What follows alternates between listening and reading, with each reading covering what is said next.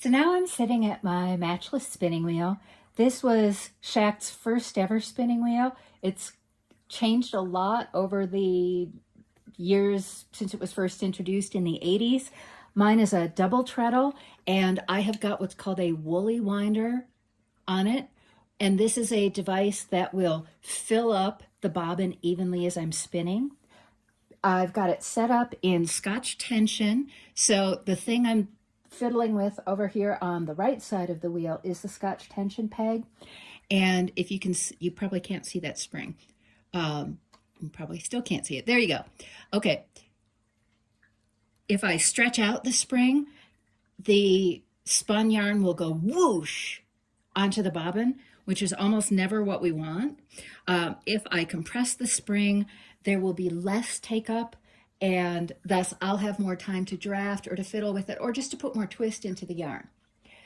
So I'm going to go ahead, I'm going to put it at practically no take up because it's so easy to adjust, and I am just going to start spinning.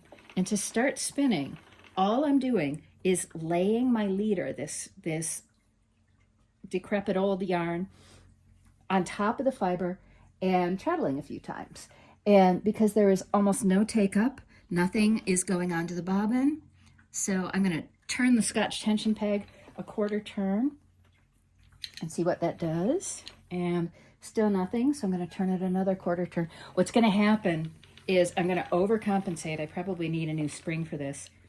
I'm going to overcompensate and it'll go whoosh, and then I will turn the take up down. Okay, and okay, stuff is starting to happen, but it's happening very slowly.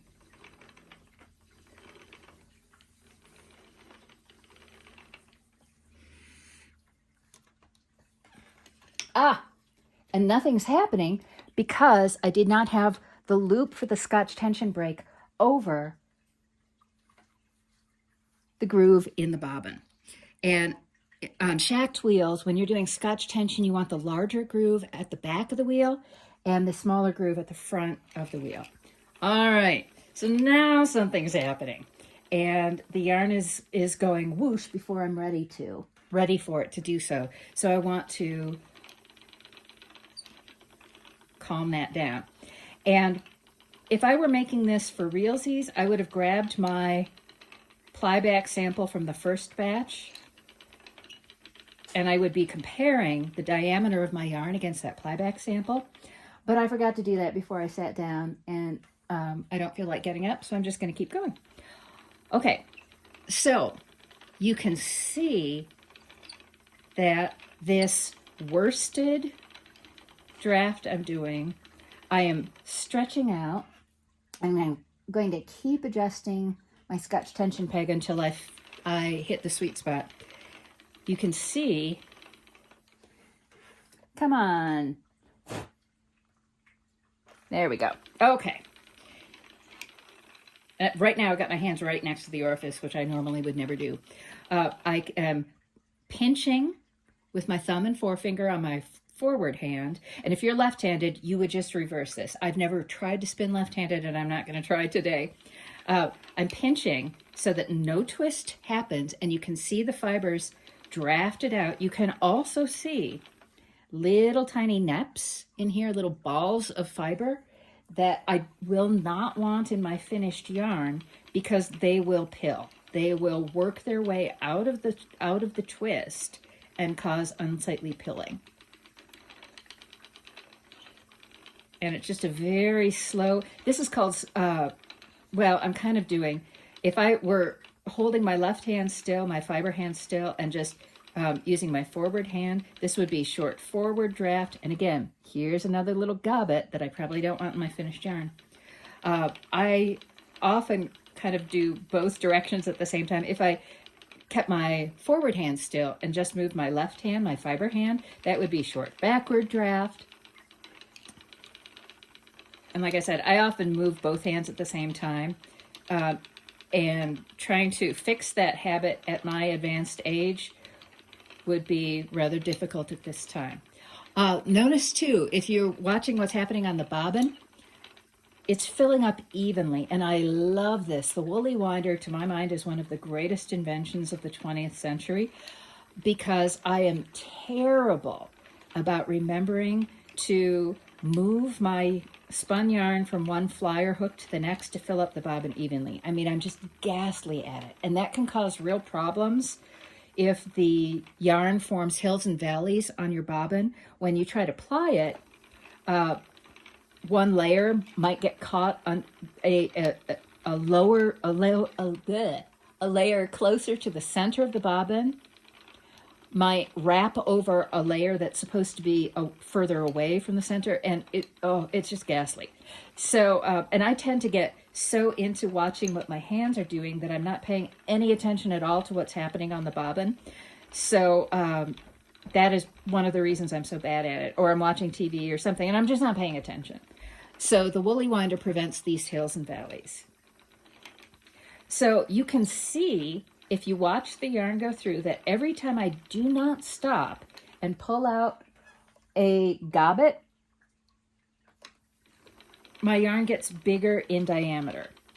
And again, sometimes, I mean, that might sometimes be what you want, but those bigger gobbets from neps are not a good idea because they will get out of the twist and they will cause pilling. However, a deliberate texture, I'm going to try doing thick and thin now, where I deliberately let a gobbet of yarn come out and not be as tightly spun, that might be desirable. When you're a new spinner and somebody says, well, how should I do X? Or should I do it this way? Or should I do it that way? You're likely to constantly hear the answer from the experienced people around you. It depends. And the reason we say that all the time is it depends on the yarn you want to create. As a spinner, you are also a yarn designer. You have control over the design of your yarn.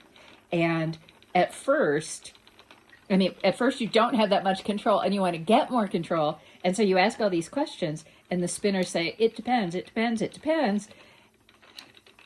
And then at a certain point, you just go, oh, now I see what they meant. Yes, I do have that control. So now I am putting a little bit more texture in, variety in the diameter, by letting out more fiber, pulling out more fiber from my fiber supply as I go.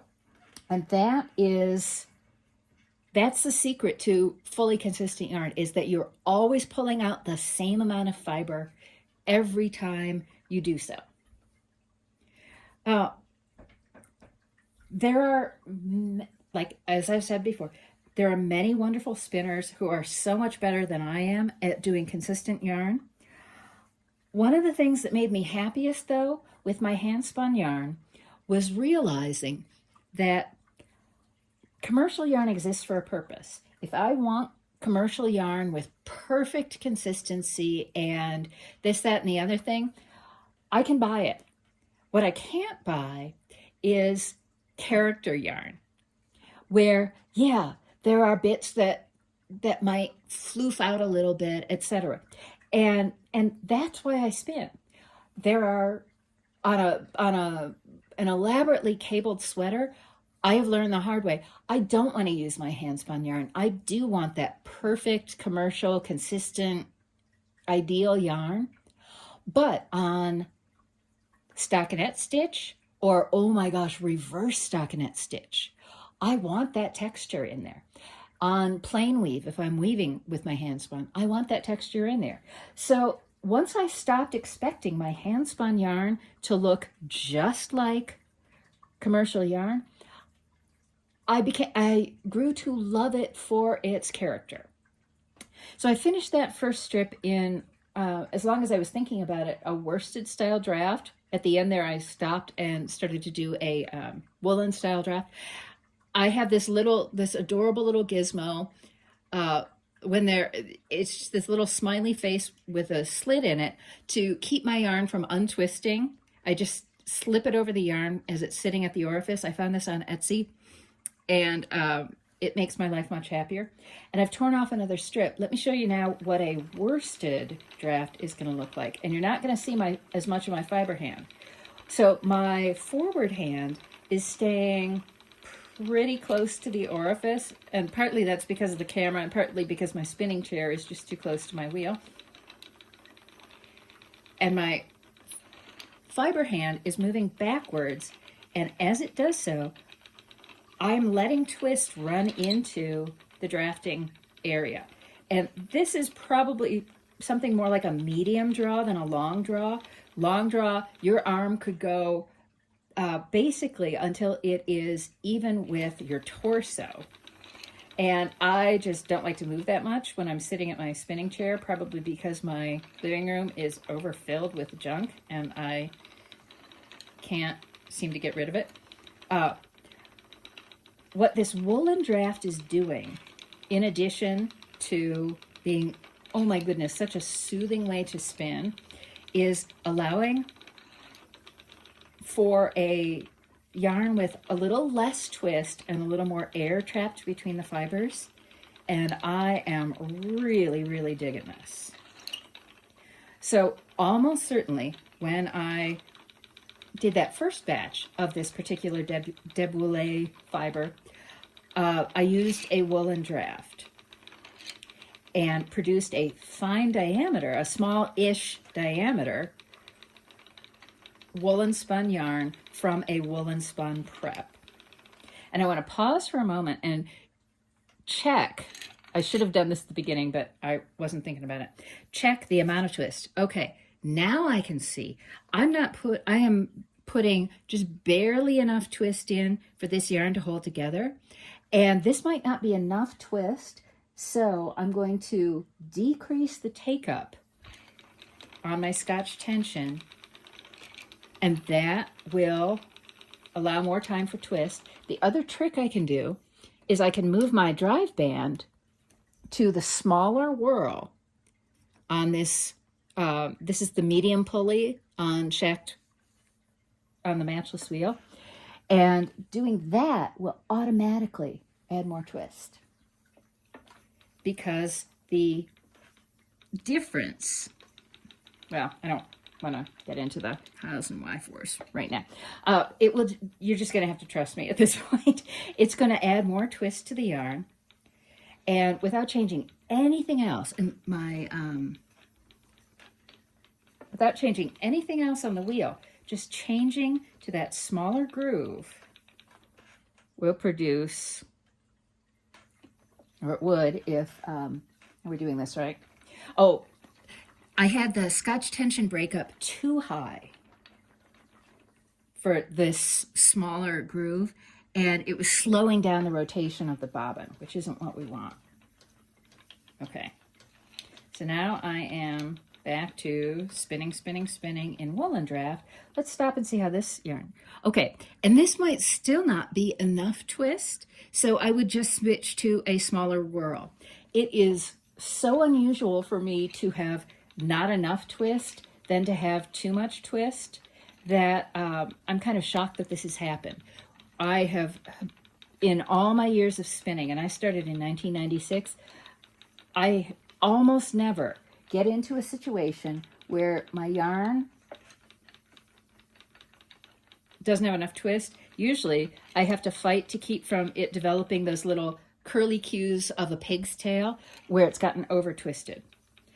Now, how much twist you want is, again, up to you as a spinner. It depends on what you want to use the actual yarn for. I will say that the higher twist a yarn has, even if it is the softest fiber imaginable, like this Debouillet, the more twist, the less that softness comes out. So I want to spend 2 seconds or half a minute showing you spinning from the fold, because this is another great way to, a very relaxing way. So I've taken this little bit of what's left of the batt, I've folded it over my index finger, and again, my forward hand just does a little bit to kind of guide the yarn, and the drafting triangle is coming right off this fold. And this is also a really relaxing way to spin.